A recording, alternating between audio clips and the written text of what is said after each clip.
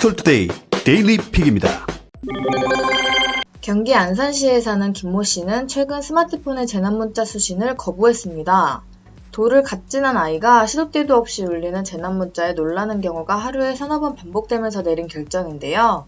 김 씨는 안산 지역 재난문자는 물론 시흥시, 군포시의 재난문자가 하루에도 수차례 반복 전송된다며 재난문자에 확인해야 할 내용보다 쓸데없는 내용이 너무 많아 수신을 거부했다고 말했습니다. 머니에스는 신종 코로나 바이러스 감염증이 확산되면서 전국적으로 하루에 수백 통의 재난문자가 쏟아져 시민들의 피로감을 가중시킨다며 재난문자를 확인조차 하지 않는 시민은 물론 아예 재난문자 수신을 거부한 이들도 적지 않다고 보도했습니다. 그렇다면 재난문자는 하루에 얼마나 쏟아질까요? 국민재난안전포털에 따르면 3월 한 달간 전국에 전파된 재난문자는 총 4,400건으로 하루 평균 142건에 달했습니다. 전송시간도 이른 아침부터 밤 늦은 시간까지 계속됐습니다. 3월 31일 전송된 재난문자를 살펴보면 오전 7시 23분 전남 무안군청을 시작으로 오후 11시 59분 양주시청까지 하루 종일 재난문자가 쏟아졌습니다. 이날 하루에만 전송된 문자는 155건에 달했습니다.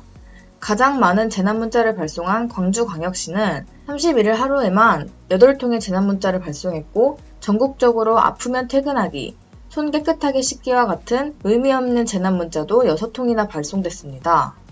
코로나19가 국내에 본격적으로 영향을 미친 2월부터 살펴보면 총 6,981건의 재난문자가 전국에 살포됐습니다. 2달간 전송된 확진자 없음 재난문자는 총 279건으로 전체 4%에 달했습니다. 시민들에게 반드시 필요한 정보가 아님에도 재난문자가 무차별 전송되면서 시민들은 피곤하다는 반응인데요. 특히 시군구 경계를 넘나들며 출퇴근하는 직장인에게 여러 시도에서 발송하는 재난문자는 상당한 스트레스로 작용한다고 합니다. 경기 파주시에서 서울 강남구로 장거리 출퇴근을 하는 형모 씨는 출근에서는 서울의 재난문자를 받고 퇴근에서는 경기도의 재난문자를 받는다. 중간에 거치는 행정구역의 재난 알림은 덤이라며 재난문자를 너무 많이 받다 보니 위기라는 생각조차 희미해진다고 말했습니다. 그렇다면 재난문자 수신을 거부하면 코로나19 재난문자를 차단할 수 있을까요? 결론부터 말하면 코로나19 재난문자를 차단하는 것은 가능하지만 확진자 동선 등의 안내를 받지 못하는 불편함도 감수해야 합니다. 행정안전부의 재난문자 방송 기준 및 운영 규정에 따르면 재난문자는 위급재난문자, 긴급재난문자, 안전안내문자 등으로 구분됩니다. 위급재난문자는 공습경보 등으로 전쟁 상황에서 쓰이며 60데시벨 이상의 소리로 착신음이 울립니다. 이는 수신 거부할 수 없습니다. 최근 코로나19 정보를 담고 있는 재난문자는 긴급재난문자입니다. 이는 천재지변 등 주민의 긴급한 대피를 필요로 할 때 발송되는데 40데시벨 이상의 착신음이 울리며 차단이 가능합니다.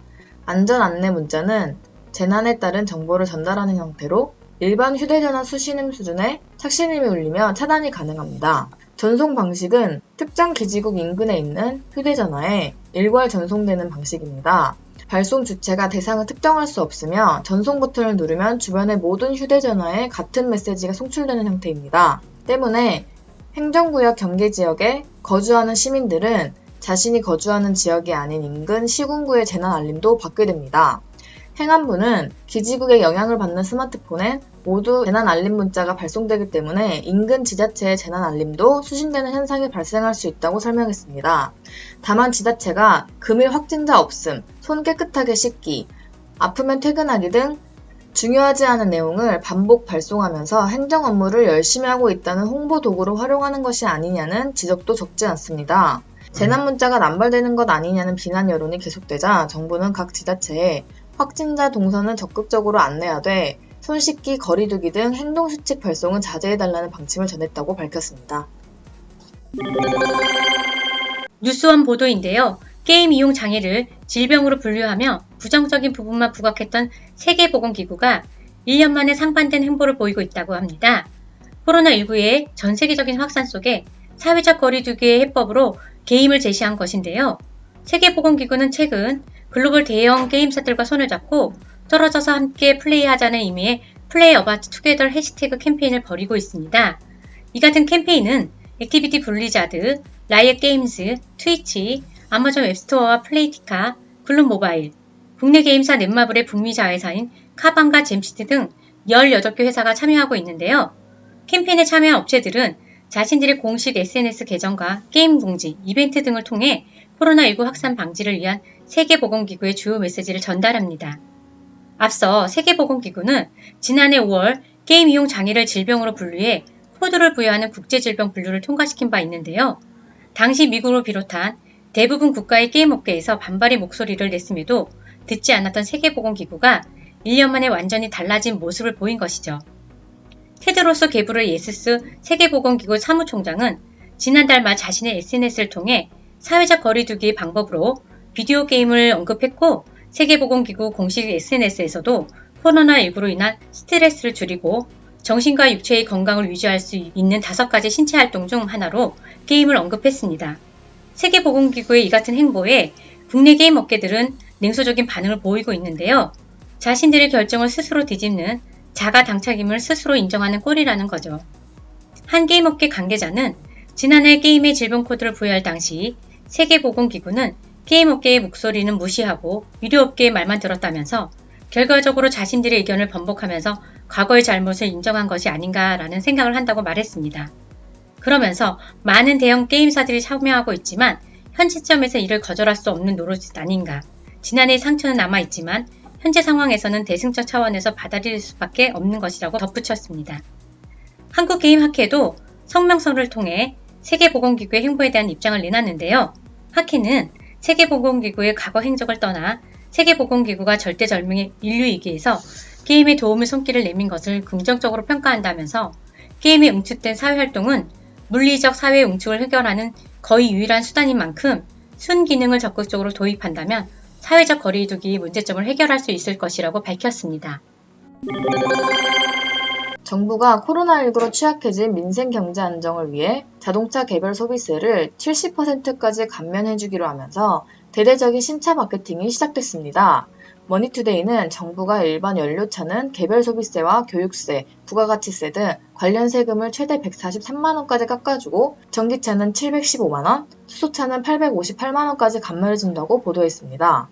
이번 달 2일 국세청과 관련 업계에 따르면 정부 시책에 따라 지난달부터 오는 6월 말까지 자동차를 구입하는 소비자는 개별 소비세 중 70%를 100만원 한도 내에서 감면받을 수 있습니다.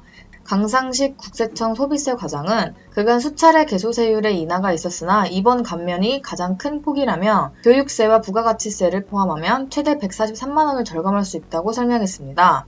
당국은 여기에다 경제 활성화를 위해 기존 감면의 노후차 감면까지 중복 적용해주기로 했는데요. 10년 이상 된 노후차를 신차로 교체하거나 하이브리드, 전기, 수소차 등 친환경차를 구입하면 100만원에서 500만원의 추가 세금 혜택을 받을 수 있습니다. 국내 대표 완성차 제조사인 현대자동차는 4월부터 대대적인 할인 마케팅에 나섭니다. 중형 대표 차종인 소나타의 경우 최대 할인폭이 5%에 추가로 200만원을 더 빼준다고 합니다. 소나타 2,930만원짜리 스마트 트림은 개소세가 5%에서 1.5%로 인하되면서 2,288만원이 기준 가격이 됐습니다. 여기에 회사 측이 제공하는 4월 프로모션 혜택인 5%와 200만원을 모두 적용받는다면 1,974만원이죠. 여기에 회사 측이 제공하는 4월 프로모션 혜택인 5%와 200만원을 모두 적용받는다면 1,974만원입니다. 지방세인 취득세가 7%인 점을 고려하면 총 2,112만원에 소나타를 살 수 있는 셈인 거죠. 이번 할인이 있기 전까지 아반떼 가격은 개소세 5%와 부가세 등을 포함해 2,255만원 수준이었습니다. 개소세 인하 전 기준 가격만 놓고 보면 소나타 2,280만원과 불과 33만원밖에 차이가 나지 않는 것입니다. 물론 아반떼도 이번 개소세 인하 대상으로 4월 구매가는 2,159만원으로 떨어졌고 여기에 4월 최대 할인폭인 75만원을 적용하면 기준 차값은 2,084만원까지 인하됐습니다. 정부는 올해 6월 말까지 노후차를 교체하거나 친환경차로 구입하는 경우에는 개별 소비세 세액 감면뿐 아니라 추가 세금 공제 혜택을 준다고 합니다. 2009년 말 이전에 신규 등록된 10년 넘은 노후차를 말소하고 올해 6월 말까지 본인 명의의 신차를 등록하면 개별 소비세의 70%를 100만원까지 추가로 면제해주고 여기에 새로 구입하는 차가 친환경차라면 하이브리드 차인 경우 개별 소비세를 최대 100만원, 전기차는 300만원, 수소차는 400만원을 더 깎아줍니다. 출고 가격이 7천만원인 수소차 넥소를 10년 넘은 차를 버리고 바꿔 타면 개별 소비세 350만원, 교육세 105만원과 반면 세액에 대한 부가가치세 45만원 등 총 500만원을 면제받을 수 있습니다. 여기에 수소차에 대한 지방보조금이 서울의 경우 3,500만원까지 책정돼 있어 사실상 반값 이하의 수소차를 장만할 수도 있습니다. 서울경제 보도인데요.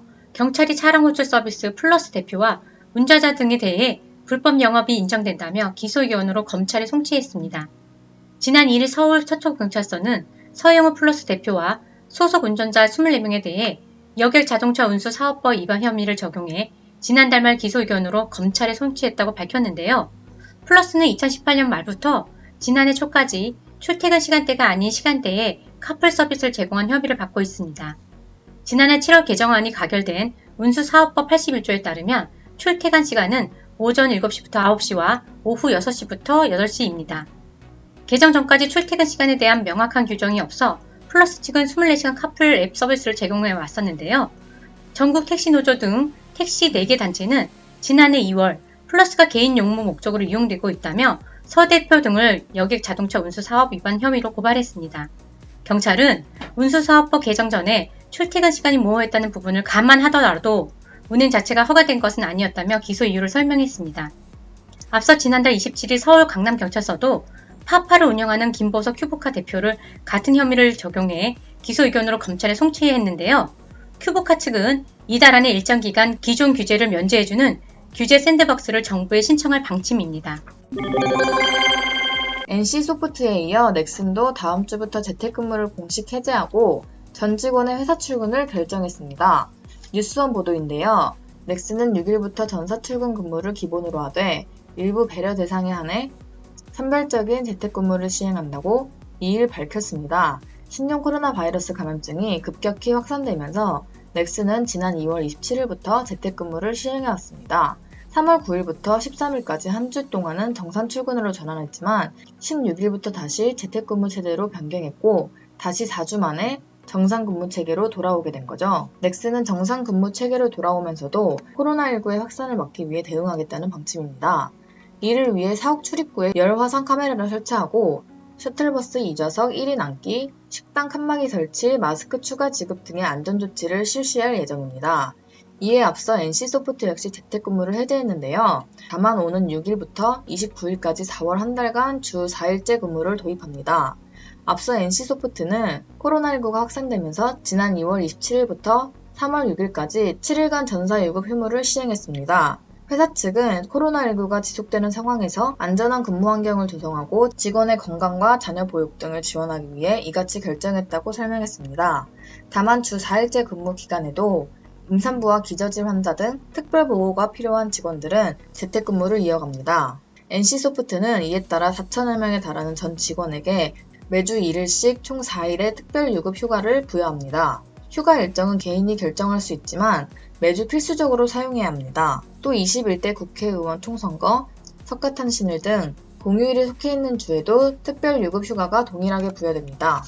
이와 함께 4월 한 달간 전면적 자율 출퇴근제도 시행합니다. 오전 7시에서 11시로 정해져 있던 기존 출근 시간을 해제하면서 혼잡 시간대를 피해 출근하고 직원 개인의 상황에 맞춰 출근할 수 있게 하기 위함이죠.